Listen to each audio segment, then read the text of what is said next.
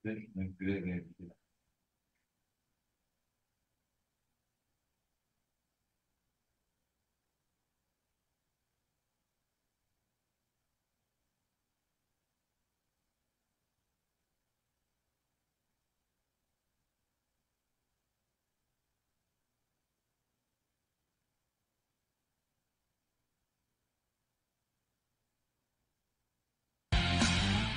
Scenes may not be suitable for very young audiences. Parental guidance is recommended. Ang programang ito ay naglalabas ng sensitibong eksena at impormasyon. Striktong patnubay at gabay ng magulang ang kailangan.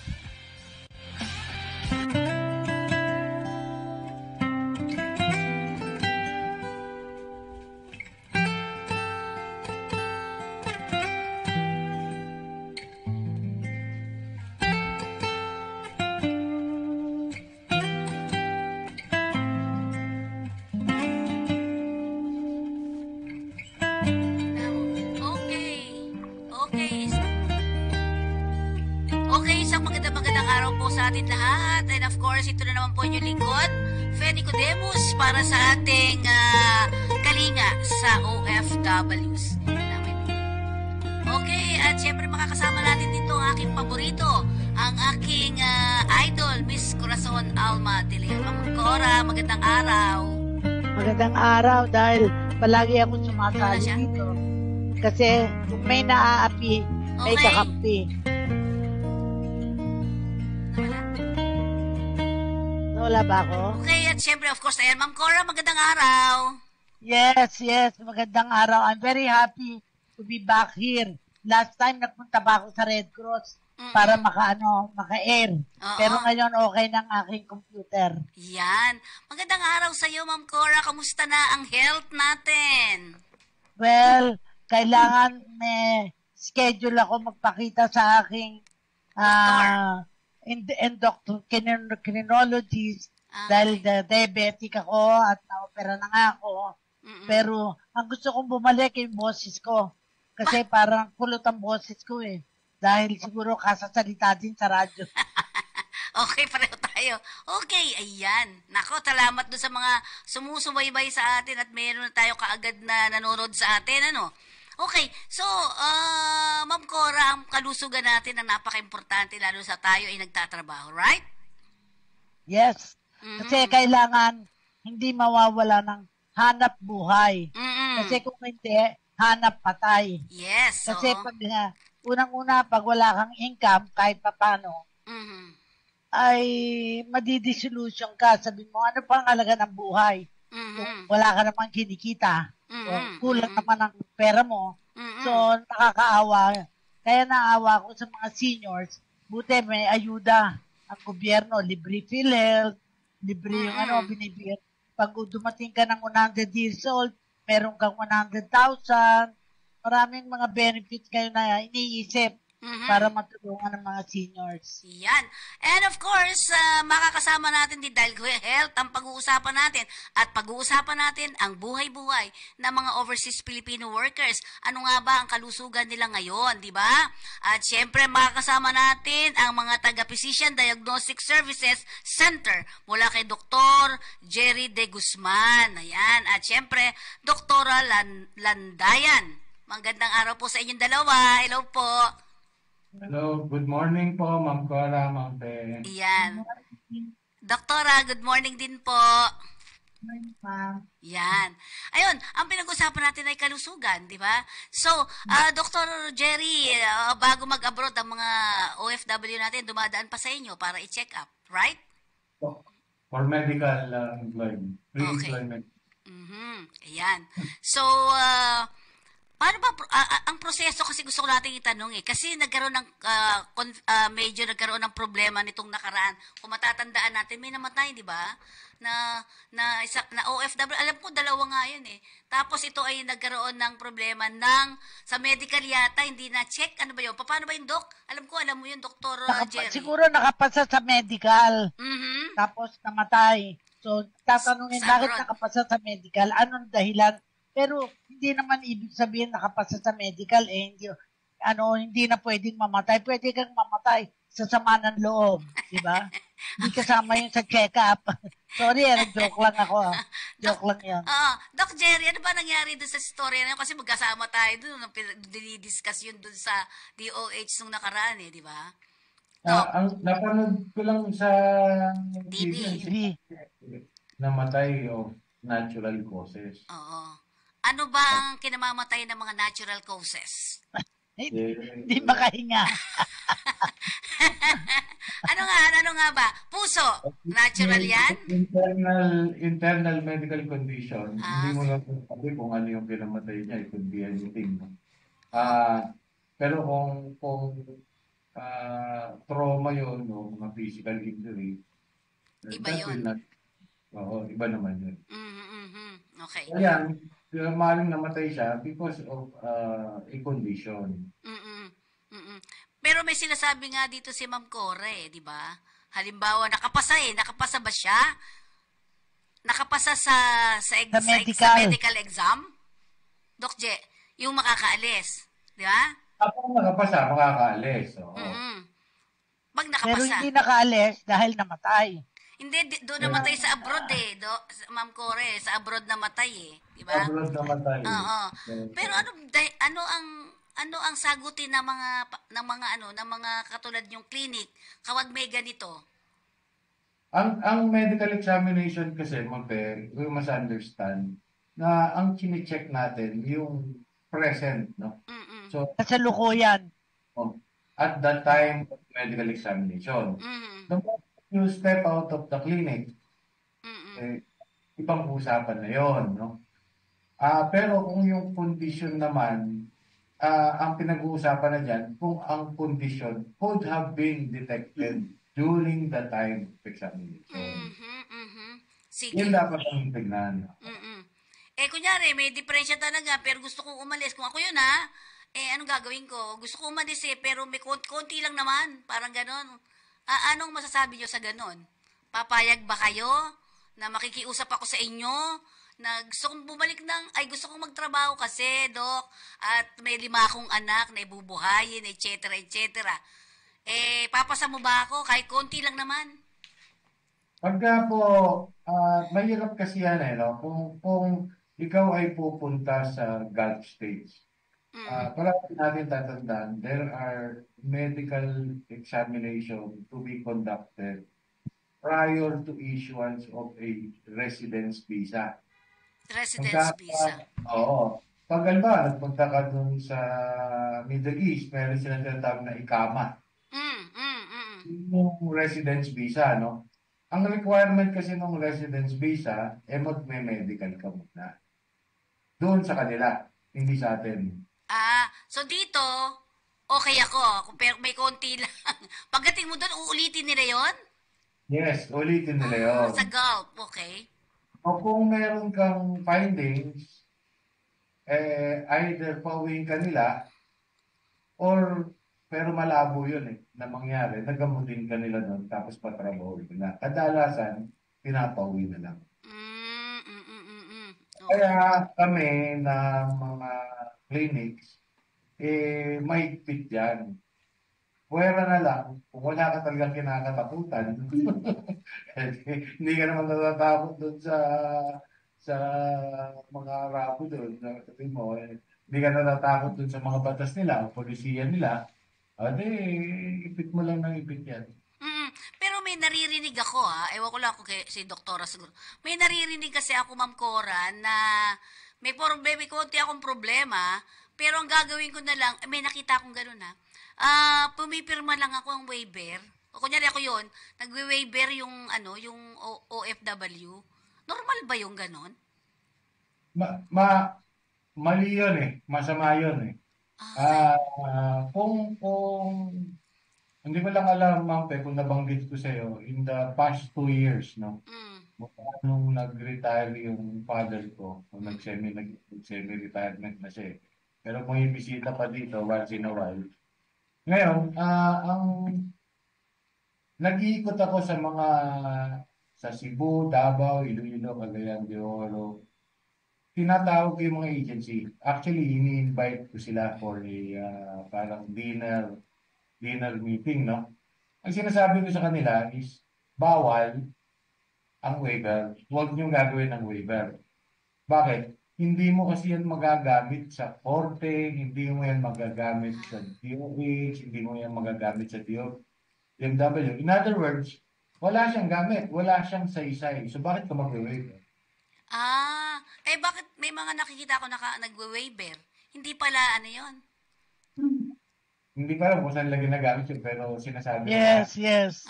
wala siyang gamit. Ako ang share ko, 2 countries na Taiwan na natakot ako. Unang-una, Japan. Nagpunta ako, may conference. Abay, pinaglalakad kami para sa conference. Ang ginaw-ginaw, hindi ako properly clothed. So, saksakan ng lamig. So, sabi ko, baka ikamamatay ko ang lamig dito. Number 1. Number 2, napunta ako sa Bhutan, hindi ako makahinga dahil sa altitude. Hindi mo naman alam na gano'n ang mangyayari, andun ka na. So, it's kailangan buuan loob mo kung ano ang dapat gawin pag naka-experience ka ng gano'n. For instance, kulang ka sa clothing, mag-dilensya ka sa mga Pilipino doon, pwede mong makahiram ng coat dahil di ko nadala yung sufficient na coat, yung mga hindi masyadong makapal. O pag may mga Pilipino doon, papahiramin ka naman. Basta isosoli mo. Yung nahiram mo. Parang sa na-experience ko, pwede ka talagang mamatay sa ibang bansa. Depende sa klima, depende sa kahandaan na harapin yung klima. Mm-hmm. Ako, 2 experience ko doon. Pero okay, balikan natin yung, nawala. Teka. Hanggang, meron sumali. Doktor, sino sumali? May kasama. Ako! Mamaya ka na. Mamaya. Sige. Makinig na lang siya para mamaya. Sama ka din daw. Sama ka din. Sige, diyan ka na. Sige, makikinig ako. Okay. Makikinig ako. Okay. So, balik tayo ulit. Alika, dito. Balik tayo sa ating programa. Kanina sa OFW. Mamayang hapon ka pa kasi. Okay. Yung dalawa na wala din? Okay. Ayusin lang natin ha. Sige, magtanong ka din kung pwede. Ganito, sinasabi natin, kadalasan sa household service worker, Ma'am Cora, ito parang isinasama. Kasi nakakita tayo ng mga may konting problema, parang may breast mass daw dito na hindi pwedeng umalis. O kaya medyo may konting problema. Pinag-waiver. Yung pala, wala naman say pala yung waiver. Doktora, saan na ba yung doktora? Landayan. Doktora Landayan, ano po masasabi sa ganito? Yes, ma'am. Dito po sa clinic, wala po talagang waiver kasi kagaya ng na-explain ni Doc Jerry, hindi naman siya acceptable sa court and later on, mananagot din po yung clinic kapag po nagka-problem na doon sa country of destination. So, baka po mag-penalty ang clinic and mawalan din ng accreditation. Mm-hmm. Pero parang pinagkakakitaan to ng ibang mga clinic ha. May nababalitaan kasi ako, chismosa kasi ang peg ko kasi. So naririnig ko yung iba, Ma'am Cora, di ba? Yes. So parang sinasabi ko, kasi may mga nakikita nga ako na pumipirma yung yung worker ng waiver.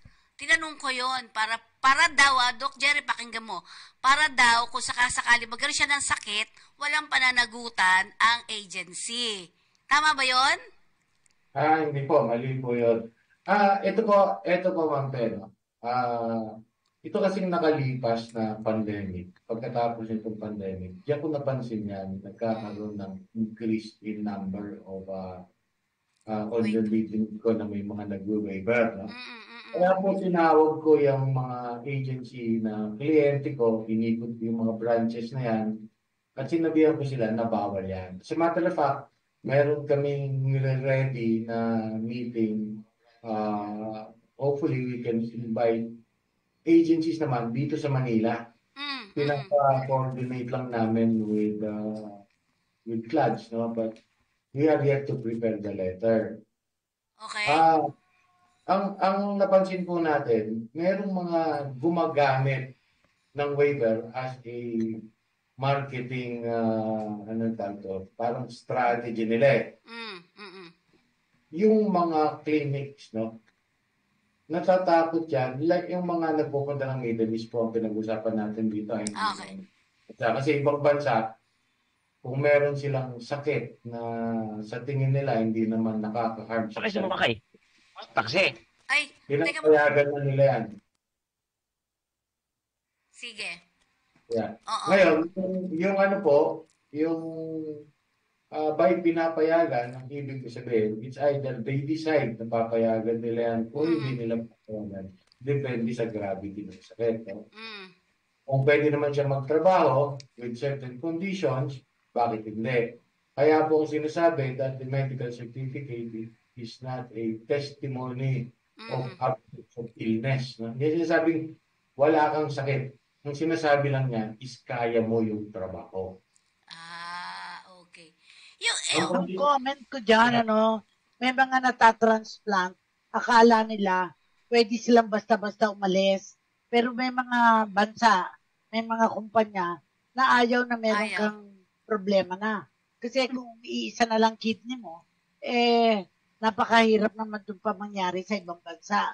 Baka wala siyang kapasidad na magbayad sa sa paggamutan sa kanya. Yun ang nakita ko lang na nakaka-apekto sa kondisyon ng pag-abroad. Kapag na-opera na, ano ba yung na-opera sa kanila, maaaring maka-apekto. Yun ang nakita ko lang. I don't know, maybe makaka-add si Dr. Jerry dyan. Kung na-transplant na heart surgery, etc. Pwede? Hindi pwede? Yung mga, ang sinasabi po natin dito, tulad yung mga pulmonary scar. Yan kasi pulmonary scar, peklat na yan of a previous illness na pwede TB, pneumonia, pneumonitis, or anything else. No? Pero peklat na siya, magaling na siya. Yan ang presumption. No? Ngayon, kung yan ang presumption na magaling na siya, bakit siya ayaw tanggapin ng Gulf States? Oo nga, bakit nga ba? Natatakot kasi yung Gulf States na kung sakaling TB yan, baka umulit. Baka mamaya, manghina ka, mag-reactivate. At manghawa ka ng TB doon sa kanila. Doktora Landayan, babalik ba yun? Halimbawa, ano yun? Scar na, katulad na binabanggit ni Dr. Jerry. Pwede ba uling mag-recur yun? Umulit? Kung adequately treated, ma'am, mababa yung chance na mag-reactivate siya. Mga nasa 5% lang po. Kunwari, di ba, meron pong mga hindi nagamot ng kumpleto. Yun kung may risk na mabuhay ulit yung TB or yung hindi po, o yung mababa yung resistensya, bumaba yung immune system nila, yun din may risk. Pero mababa lang naman kung talaga pong nakumpleto yung gamutan. Kunyari, sabihin ko, Doc, ano na lang, ibang i-extray na ipakita natin. Pwede ba yun? Kasi masapalan. Pero uli sila doon. Mag-repeat x-ray yan doon bago siya bigyan ng ikama. Kaya pala iba hindi kumukuha ng ikama. Oo. Sa loob lang sila ng bahay. Hindi lumalabas. So ang mangyayari ngayon, Ma'am Pe, halimbawa, sinabi mo sa akin, pwede mo bang i-fit to work itong tao na to. Anak ko, kaibigan ko, whatever. Siyempre, ang sasabihin ko siya, hindi pwede, Ma'am Pe. Kasi kung dito siya sa Pilipinas, tapos pagdating niya doon, hindi naman may medical yan, baka pwede. Pero kung dito sa Pilipinas, nakakita ko na may pulmonary scar siya, ba't ko papahugot doon? Pagdating niya doon, nakita pulmonary scar, hindi naman siya i-evaluate doon eh. Ayun. Pulmonary scar, uwi ka na sa Pilipinas. Ayun, parang gano'n. Kasi, ang isang nakikita ko, ang dami naggaganyan. Ayoko magsabi ng kakaiba. Basta may nakita ako na gano'n, na parang iba yung ihi papakita, iba nagbabayad sila nagbabayad no? Diba? Sabi ko, di ba masama yan? Hindi naman ako kinikibo, hindi naman nagsasalita sa akin. Pero nakikita ko. Tama ba yung ganong klase? Mali, di ba? At saka makikita yun kasi pag in-x-ray ka doon, makita nila may TB ka, o kaya may scar ka, o may ano ka, may nakita sila sa x-ray mo. Pag uwi mo dito sa Pilipinas, kailangan ka pa rin namin makita Pag in-x-ray ka namin at normal o may findings siya, o kaya magkaiba doon sa x-ray plate na dala niya, at yung malalaman natin is magkaiba yung bone structure o kaya yung mga details ng x-ray niya magkaiba. So malalaman mo kung pegi yun. So meron tayong mga nanonood sa sa Taiwan, meron tayong nanonood sa Guam, meron tayong nanonood sa Kuwait, yan. So may mga ilan na halimbawa doon sa sabi mo kasi ikama ang para uli siya ma-issue ng visa, residence visa. Para ma-issuehan siya. Kung hindi na kukuha, kasi iba hindi kumukuha ng ikama. Sa bahay lang, hindi aalis. Pwede siya. Kung hindi siya kukuha ng ikama, sa bahay lang siya, baka yun yung mga pinapapirma siguro nila ng waiver.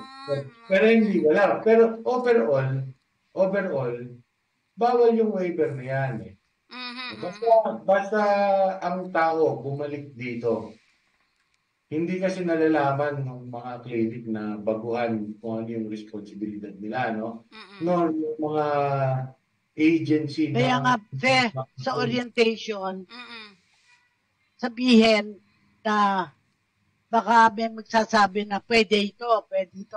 Sabihin na lang na hindi pwede. Dahil pag akala nila pwede, baka lalo magka-problem sila pag nandun na. Mas mahirap. Mabuti pang nandito na nalaman na hindi pwede kesa kung kailan nandun saka mag-discovery. Mapapahiya din tayo sa orientation sa PIDOS. Kasi nakalusot sa PIDOS pero nagbulaan pala. Sa aking palagay, maling-mali na yun. Okay. Kailangan nyo rin isama sa orientation nyo. Not the owners of the agencies. Nandyan dapat yung mga nag-handle nila ng mga projects. Yun kasi yung nakikipag-negotiate sa mga clinic, sila nakikiusap. And most of them are not aware of yung batas na tinatawag nilang joint solidary responsibility. Basta nag-landing yung worker dito, nagkasakit siya, ang nananagot niyan yung agency. Before Pero, ano ang pananagutan naman ng inyong clinic? Doktora, ikaw, ano ang mga pananagutan naman ninyo pagka kayo ay napatunayan na mali yung inyong mga check-up, nagkamali, mali kayo? May mga pananagutan ba kayo? Ma'am, ganito yan. As a clinic, meron ka problema sa facility, actividades ng clinic, pupuntan mo Department of Health. Kung isa kang professional, katulad, halimbawa, Dr. Landayan, doktor siya, gano'n. Ang pinupunta mo dyan, PFC, para sa kanyang profesyon. So, hindi yung kayo mismo papatawag, hindi. Okay. Pwede kaming patawag ng Department of Health, yung clinic. Pwedeng paliwanagin base doon sa reklamong natanggap ng Department of Health. But the Department of Health can sanction the doctor. They can sanction the clinic. So, ano ba ang nirereklamo? Ang nirereklamo ba is it the wrongdoing of the clinic or the wrongdoing of the vet? Nangkora? Well, ang comment ko dyan, tama si Dr. Jerry, na they are doing their part kasi yun ang kaparte nila to do that examination. And they will, kung anong finding sila, they will be truth tellers. Pero yung iba, pag sasabihin, huwag nyo na isulat yan, hindi pwede. Kasi nakalabas na yun Kumbaga may x-ray, etc. Yun lang pananaw ko. Mali ang makikiusap ang kliyente, huwag isulat doon. Tapos sasabihin nga may waiver. Ngayon ko lang nalaman na may mga waiver. Bawal yung waiver. Dahil wala ka namang guarantee sa future eh. Oo nga. Diba? Oo. Yan. Oo. Pero yung sinasabi nga natin, may mga gumagawa din ng mga hindi maganda, no? Sa mga clinic. Bakit may mga nalalaman ako na parang isinara? Sino nagsasara nun? Is it PRC or ang DOH? Ang PRC po will not close a clinic. Okay. They can revoke the license or suspend the license of the yung physician, ano? Okay. Pero yung pag-close ng clinic, yung Department of Health yan. Incidentally, kung may kasalanan yung clinic, yung medical director, pwedeng magkasama yung clinic at saka yung doktor. So definitely, ang ibig nyo sabihin, yung pag-waiver na ito, wala naman saysay yan. Bakit nag-waiver? Pero yun parang may kaso ngayon yung mga ganyan. Dok? Ginagawa kasi nilang marketing. Yung kagaya nga nung nabanggit ko sa inyo kanina, after 20, itong COVID natin na ito, no? Kung mapapansin nyo, actually, kayo naman na sa industriya din, no? Alam naman na bumaba talaga yung ating deployment. No? At tapos, ngayon pa lang tayo pa-recover eh.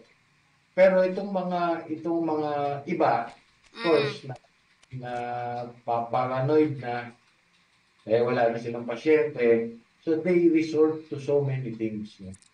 Which is yung well.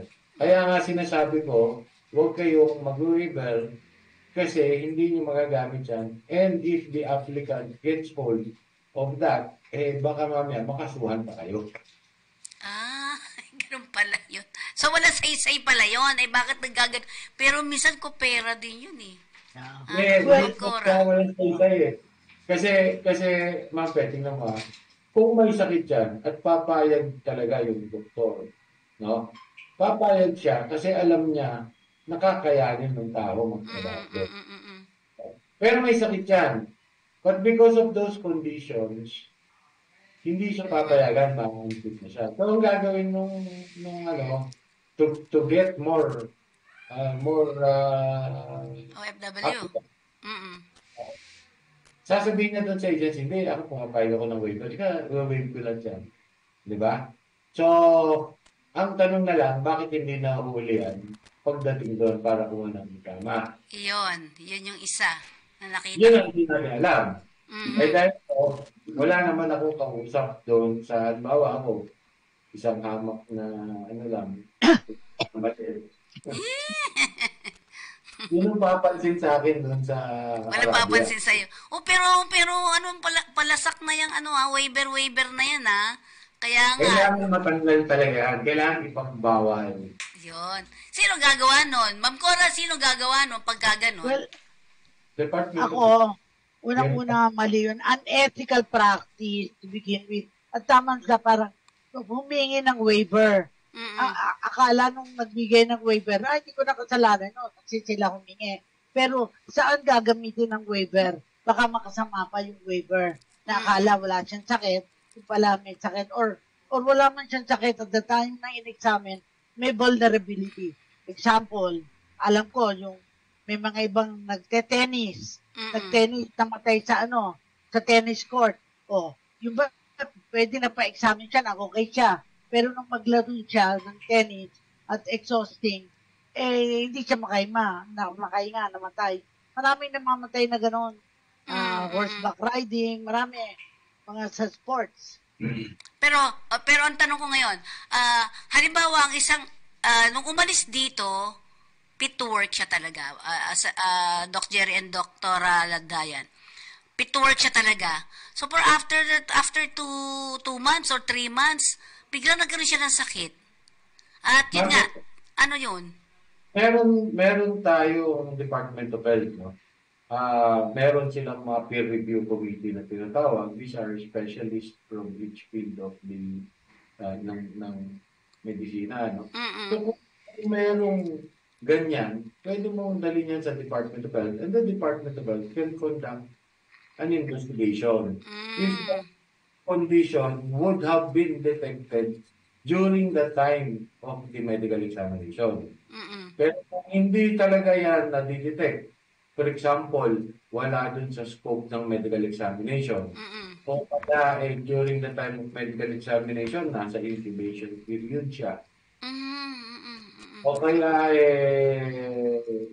wala naman talaga siyang sakit nung time ng medical examination at yung sakit na-acquire lang niya after the medical examination. That is investigated by the Department of Health. So, sino may kasalanan nun? Doon na-develop yung sakit? Tapos dito pinit to work niyo, sinong may kasalanan nun? Ano may kasalanan? Walang may kasalanan. But somebody has to be responsible. Kasi, Ma'am Cora, alam niyo ba na marami din sinara na mga clinic na katulad nung kila Doc Jerry? Diba? May mga clinic na dati, yung mga old pa, wala na, sarado na. Unang-una, nagkaroon ng masamang pangalan. Ibig sabihin, dati pero maraming nag-complain. In fact, natatandaan ako ng Office of the Prime Minister kami ay nag-conduct ng hearing sa mga recruitment agencies nung araw yun, time pa ni Prime Minister Birata. Dahil, nagko-complain ang mga lumalabas sa recruiter na kinokolektahan na sila ng pera, hindi pa sila nakakalabas. Tapos, hindi pa nakalabas. Di syempre, sino kumuha ng pera? At nangyayari pa rin sa dito, na sasabihin lang, oy, magbayad lang ng ganito, ay makakalabas. Meron namang ibang company, proud na proud. You don't have to pay anything. Basta okay ang papeles na makakalis kayo. May mga ganon, di ba?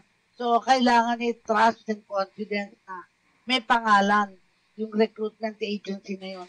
May pangalan ang diagnostic center na yung pinapalabas nila, nibigyan nila ng examination, foolproof yung hindi nakasisira sa pangalan nila. Okay, may mga tanong pa rito, Ma'am Cora and Doktora and Doc Jerry.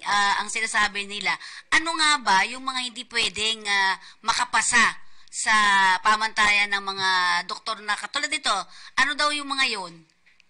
Yung po kasing ganito, Ma'am Peno, ang pre-employment medical examination sa ibang bansa, ang tinitignan dyan kung kakayanan mo yung trabaho. Okay. Yes. Meron ka bang ibang sakit na pwede namang gamutin o pwede ka magbaon ng gamot o kaya meron kang peklat, no? Na inactive na o kaya dormant na, treated ka na, no? Pwede ka nang magtrabaho sa kanila except for Gulf countries at saka Taiwan. Nang sinasabi nila, basta meron kang ganitong kondisyon, ayaw ka namin. Ganun So, ba yun? isipin. Kaya ang medical certificate, no, ang pagkaka-interpret o pag-interpreta ng medical certificate, magkaiba. Yung isa, ang sinasabi, it is not a testimony of lack of illness. Whereas, itong isa, it should be a testimony that you have no illness. Yan nakasulat dito. Yun ang pagkakaiba ng dalawa. Ako naman, I will use the term vulnerability. Kung vulnerable ka, maaaring hindi mo naman makita sa examination yun eh. Pero pag nandun ka na, sabi ko nga, favorite ko weather conditions, at saka yung klase ng trabaho, pwede naman magkasakit ka sa klase ng trabaho pinagagawa sa'yo. O dahil nagkasakit ka, dahil may sama ka ng loob, doon sa amo mo, hindi mo gusto. O, di ba? Pwedeng makamatay yun. At marami tayong mga OFW na hindi happy. Kaya kung hindi happy, bumalik na lang dito. Kahit na hindi sila happy dito, mabubuhay sila. Kaysa mamatay sila na hindi happy. Okay. Pero, pero bagitin muna natin yung mga nanonood sa atin, dami eh. Okay. Dr. Tess Cueta, Tito Nel Talavera, Helen Kalikdan Datol, Rudy Ladiao, yung mga taga-Kuwait. Mila Lapos, hello po Ma'am Mila. Doktora Santos, ayan, magandang araw po sa inyo. At marami pa iba. Ang tanong ko ngayon, si Doktora Landaya, doktora ba ng industrial something? Ano ba yung ano mo sa'yo? Anong espesyalidad ng mga ganyan? Di ko alam yun. Ngayon ko lang narinig. Sa mga pre-employment, ma'am, mga pre-employment, evaluation ng mga pre-employment na nag-a-apply. So, yun ang ginagawa. Pero, particular, anong kine-check nyo doon?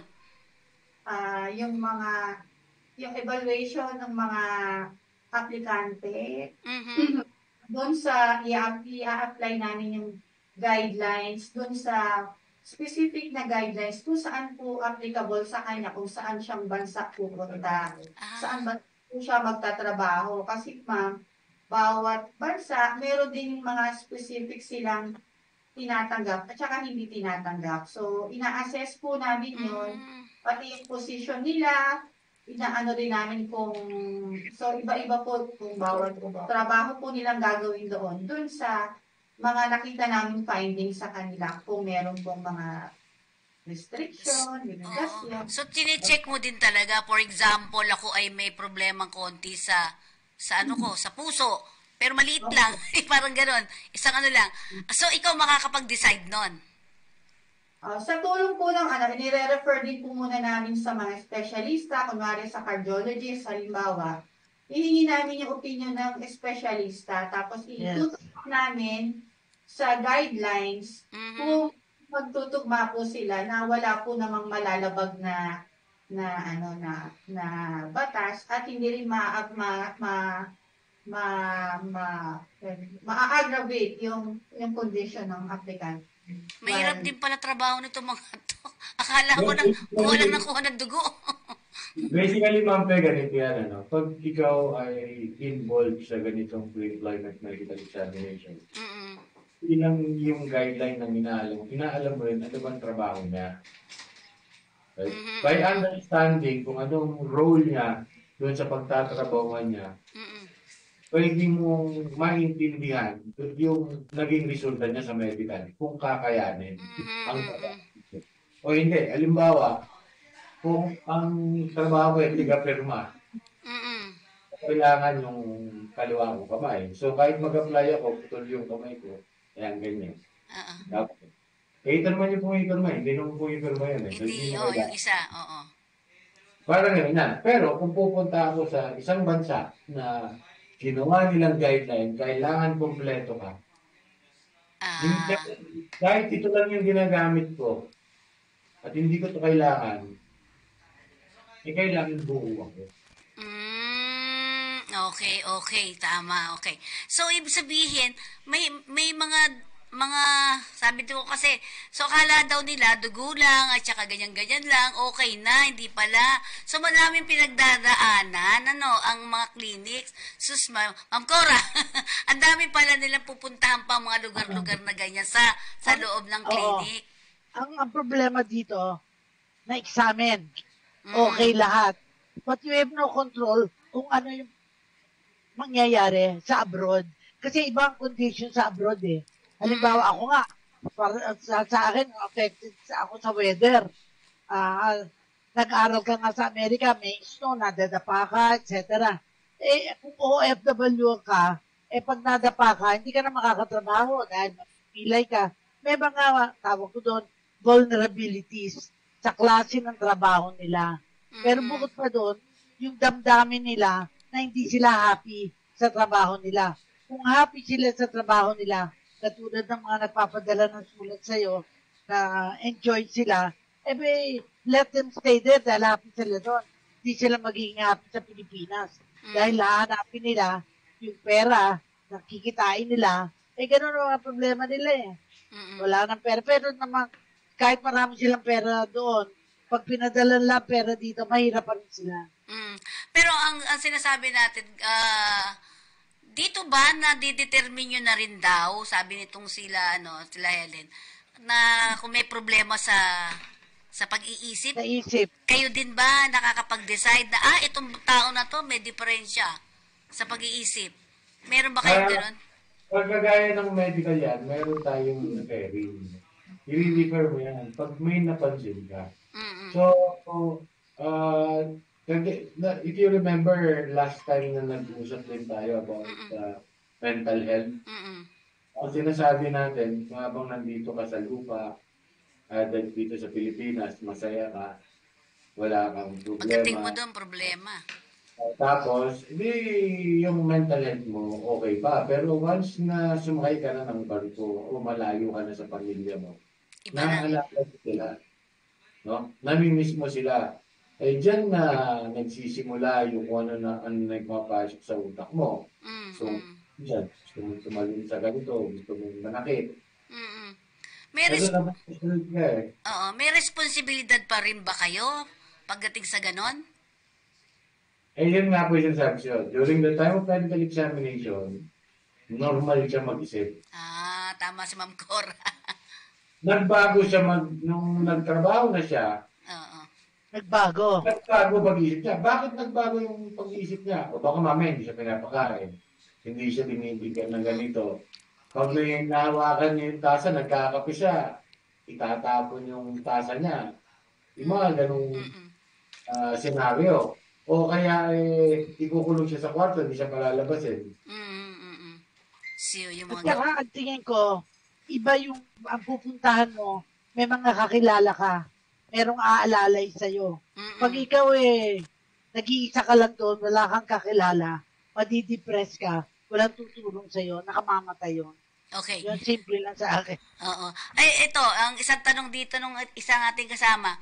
So, bilang isang diagnostic center, physician na pa din, marami kayong grupo din dyan, di ba?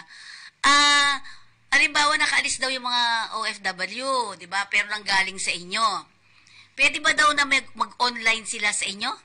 Para magpa-check up ulit? May ganun ba kayo?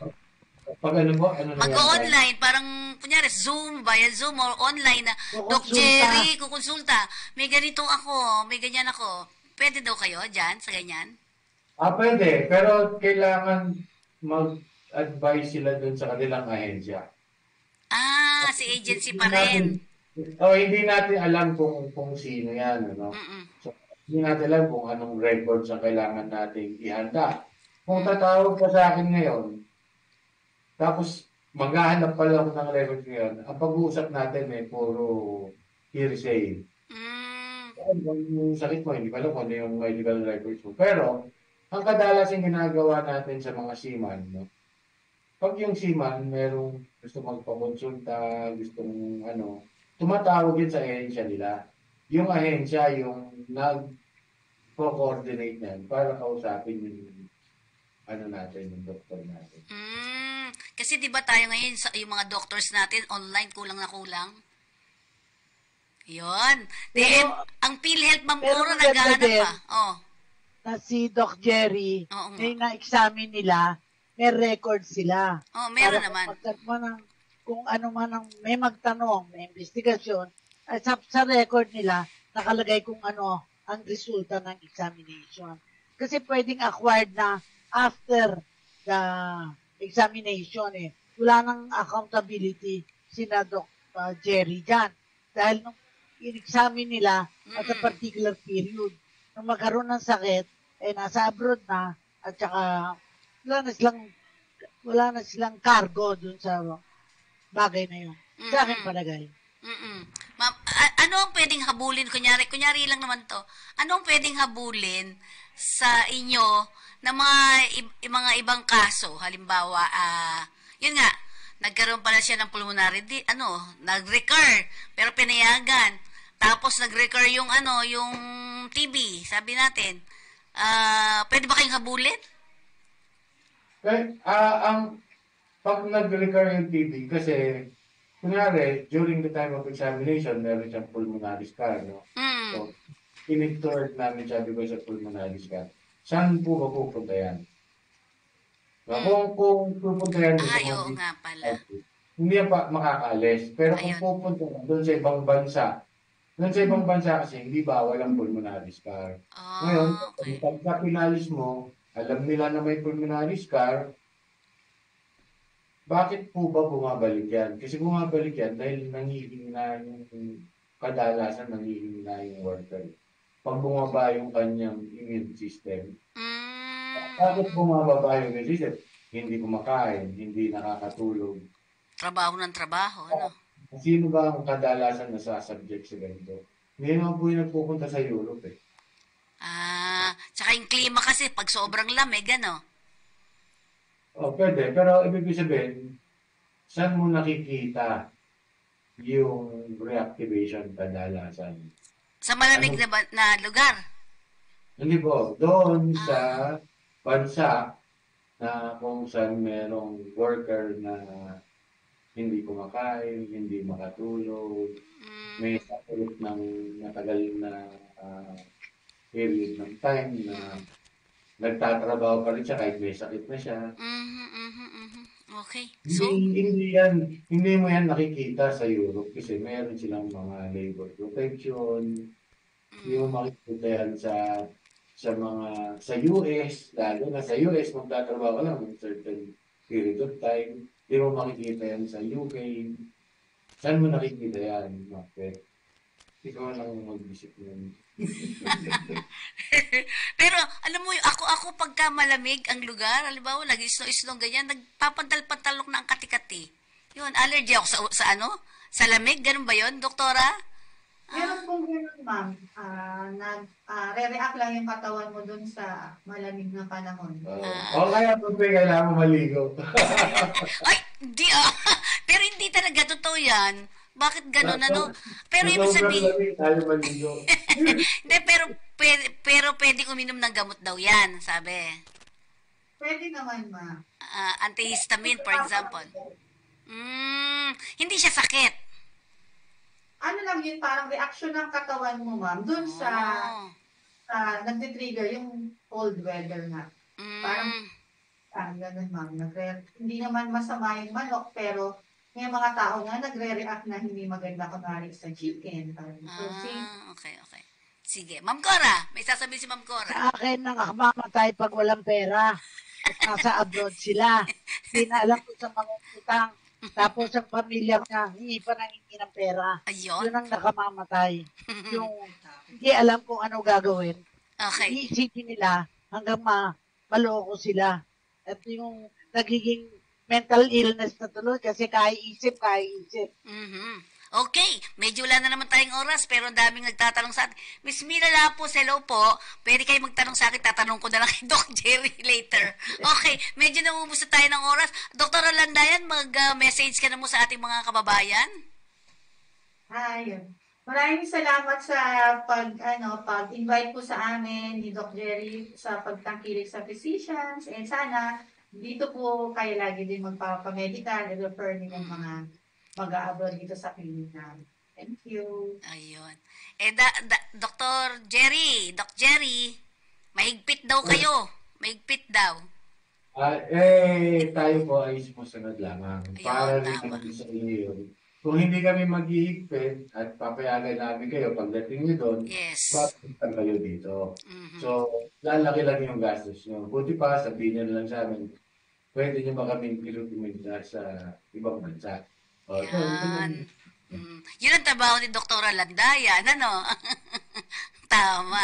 Okay, so, Doc J, baka may mga gusto ka sabihin. Yan, ang gusto ko lang pong sabihin, sa inyo po, mag-ingat po kayo sa mga pinapapirma sa inyo, tulad po ng waiver. Kasi po yung waiver na yan, hindi po yan totoo, hindi po yan magagamit, hindi yan po pwede. At ang mapapahama ka lang po dyan sa waiver na yan, walang iba, hindi po kayo. Kayo lang pirapan. Yun. Thank you very much sa inyong dalawa, Dr. Landayan and Dr. Jerry De Guzman. Salamat po, maraming salamat po sa inyo, ha? Good luck and God bless sa inyo. Yeah. Okay, salamat po. Okay. Mga doktora mo nanonood din Ayan, Mary Licarte Tibay, hello po sa inyo dyan. At mga taga Saudi Arabia, Kuwait, marami pong salamat sa panonood. Rudy Ladiao ng mga andito mga local employees ito mga to Okay, maraming salamat. Ma'am Cora. At sa akin, bawal magkasakit sa bayan natin. Higit na bawal magkasakit abroad sa mga OFW. Sabihin mo, kailangan magpapacheck up kung ano na nararamdaman. Kailangan they must be best fit, lalo na pag nasa abroad. Okay. At siyempre, ang mensahe natin, Ma'am Cora, sa kanila, Ma'am Cora, may mensahe mo, yung parati-parating naririnig nila sa'yo.